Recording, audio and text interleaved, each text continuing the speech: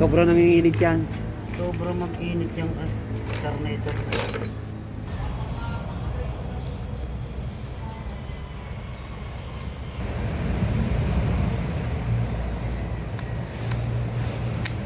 Volts lang naman eh. Pwede, voltmeter.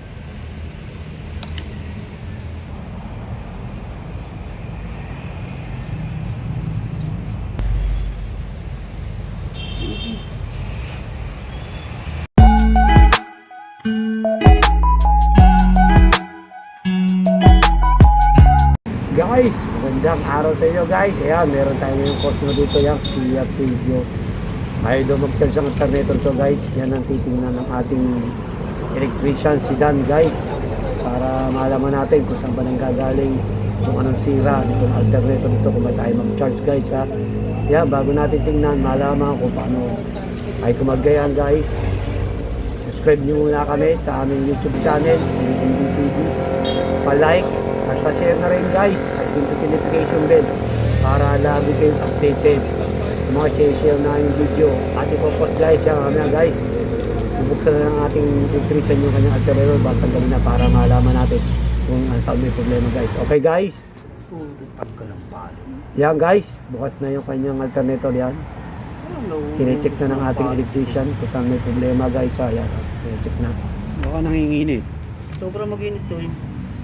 Sobrang nanginginit. Sobrang nanginginit yan. Sobrang mag-init yung alternator. Normal yun o Normal yan dyan. normal lang yun dyan na sobrang nanginginit?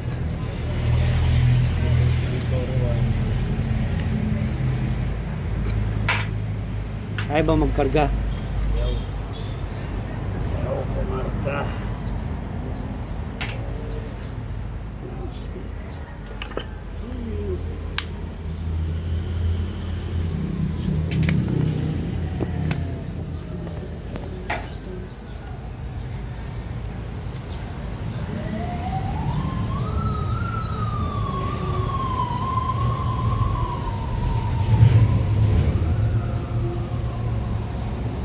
Parang kahalangan mo ito.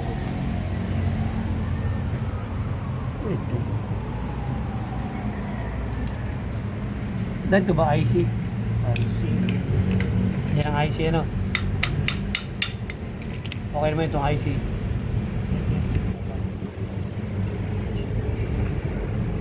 Ano usang ano nito?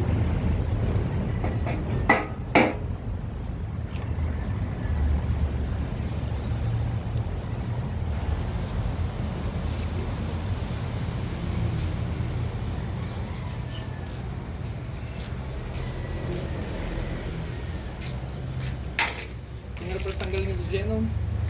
Ang lalim. Malalim yun. Yan guys, sinecheck magaling ng ating electrician kung bakit tayo mag-charge to. Medyo tetestingin pa natin yung kanyang stator guys. Tatanggalin natin yan para matingnan magaling ng ating electrician kung saan ba taga nagmumula, kung bakit ayaw ito magkarga guys, ayaw mag-charge yan. Kaya kailangan tanggalin niya para ma-testing na yung mga wire para sa loob, para ma-pinpoint natin kung saan talaga nang gagaling, kung bakit ay mag-charge to guys. Ayan. Mamaya testing din natin lahat yan guys, pati yung kanyang kanyang IC, saka yung kanyang rotor guys ha. Yan. Kaya tinatanggal muna natin yung kanyang stator. Yan muna tetestingin niya na kasi ang nakita niyang parang may problema. Pero titingnan pa rin natin, tetestingin pa rin natin yan guys. Kung dyan nga talaga may problema guys. Ayan. Yeah, wait lang guys at malalaman natin kung saan magkakaroon ng problema yan guys. Okay? Yan, ganyan na. Tip nga lang guys ha. Pagka gusto nyo malaman kung saan nagmumula, kung ba tayo mag-charge, yan ang mga tetestingin yan. Sundan nyo lang itong video namin at malalaman nyo na kung anong mga kailangan testingin para malaman nyo kung saan talaga nanggagaling at siya nagmumula yung ayaw mag-charge, kung anong pyesa ang dapat paltan at kung anong sira guys ha. Yan, kailangan testing lahat. Kung makakakita naman agad kayo ng sira na yun doon nagmumula, okay yun. Pero kailangan ng testing nyo pa rin yung isang part na isang kailangan testing para malaman nyo na talagang doon talaga guys. Okay, tulad ng ginagawa ng bata ko, ng ating electrician, testingin lahat yan para malaman kung lang talagang may problema guys. O kaya pinag-iwalay niyo yung wire ng kanyang stator para matesting niya isa-isa kung talagang doon may problema guys. Okay guys.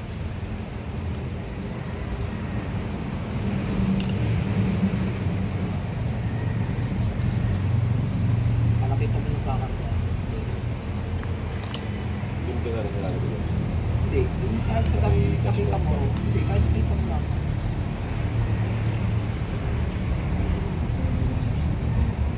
Kaya katulbinis kanina yung pan, may book dito yun.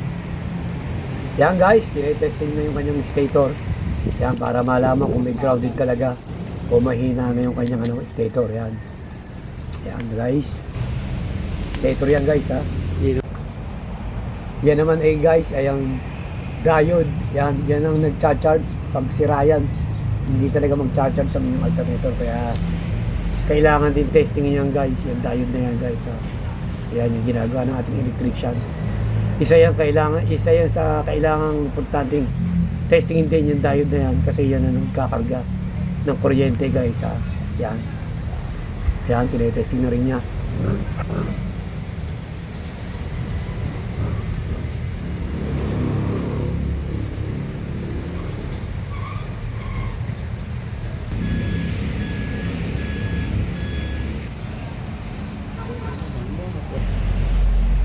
Yan naman guys, yung sunod tinetesting niya yung IC, yung tinatawag na IC guys, IC regulator yan. Tinetest din yan, kailangan din testingin yan guys, yan. Okay naman daw yan guys, yan.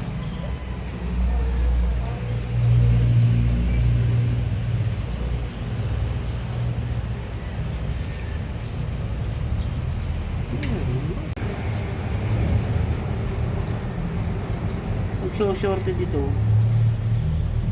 Halos wala na mga balot eh.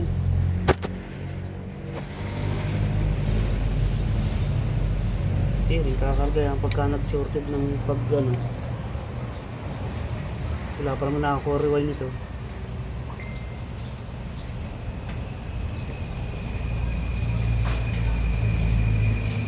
Sambo to.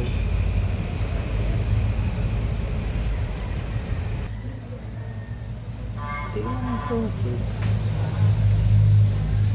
Buong rewind. Yan na nakakita ang problema dan. Pag uminit Yung kanyang ito, stator. pag uminit na yan, nag-shorted na yan. Yan guys, yan lang nakakita. Wala tayong makakuha Yung ano rewind yan? dito.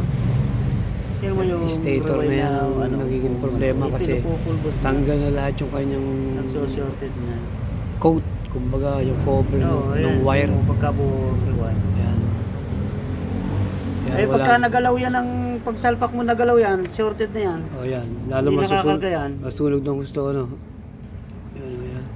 Yan, kaya kitang kita, tanso na yan oh. Tanso na yan eh. Yan.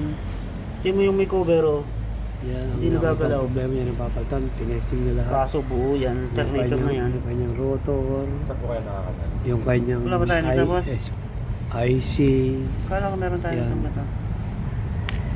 Ang Pag rotor mo. aalangan na rin yung rotor na yan. 12 volts lang yun. Parang mahinang kumarga. Hindi, May ano na. Anong problema naman yung rotor na Tingnan yan? mo, hina na baterya ko yun, nag-ano pa, nagsusunog pa. Oh, okay. Tingnan mo natin, maghahanap ka pa niyan doon, kay ano, Alanganin din pala doon yung kay kanyang ano, sa sinadahan. kanyang rotor. Kaya Ayan, oh. ang magiging ano dito, magiging solusyon, palit bago na lahat yan. Ano dano? Papalitan na ano. Susunog na. Ayan. Kasi pagka nag-shorted yan, magdadamay na rin. Dami na rin yan. Ayan. Hindi kakarga yan. Solusyon na, papalitan na ng bago lahat. Ayan. Wala ka makakuha ng bago maliliit. Kasi dito talagang, Hindi mo pwedeng i-rewind ito yan. talagang Ito pinaka-main ang original nagkaroon ng na problema. natatanggal eh. Ito Hindi ko kanyang ma-rewind pa ano, ngayon. stator. Ayan. Talop na yung kanyang mga cover. Ayan, tanong mo. Ayan yung kanyang mga coating. Makakot niya. Yung ba, baka Hindi mo masunog pagka lang. hindi nag-ano, Ah, kahit ang yan ang ganda ano. Ito, pulbos mo. Eh, magkakadikit yan dyan. Pagka nagkadikit-dikit na yan dyan, hindi shorted na yan. lalo Hindi magkakaroon ng nakakagayan. problema. Baka masunog pa ang ano mo, sakyan mo pagka nagkataon. Yun. Yan. Kaya Yung palit sa bago nito Sinadhan. guys. Yan. Saan po yun? Doon sa San Plaza doon. Ikaw sa may... Yan guys. Sinadyan ba? Sinadyan? Sunod dyan niya. Yan guys, walang ibang problema kundi yun lang yan. Bibili na ng bagong ano? Papalitan na lahat yan guys. Kaya mo nga, boss, Kumba. tuwag mo nga sa sarang niya. Bago kung meron. Kung Kailangan wala. kaya taran, ano mo kung may Kia. Kia. Oo. Kia pa, pwede yan. Kia pa yun. Yan guys, walang ibang solusyon kundi palitan ng buo ito, isang assembly guys, ng bago. Kasi no choice na talaga kasi yung kanyang stator may problema. Medyo mahina na magkarga, saka yung kanyang rotor medyo alanganin na rin, kaya hatol ng ating magbago na lang daw kaysa kumuha pa ng surplus kasi baka magkaroon din ng problema. Kaya ang hatol ng ating electrician, bili na ng bago, palit ng buo ito, isang assembly guys. Yun lang guys ha. Yan guys, sana kahit paano may na ako yung tip o idea man lang sa sinare na yung video guys ha. Sana subscribe nyo kami sa aming YouTube channel, EMB TV, pa-like at pa-share na rin guys at pindutin notification bell para lagi kayong updated sa mga share na yung video at ipopost guys. Yan guys, ganun lang pagte-testing para malaman kung saan may problema ha, kung ano yung papalitan, kung anong problema guys. Okay guys, thank you for watching. God bless you all guys. Thank you guys.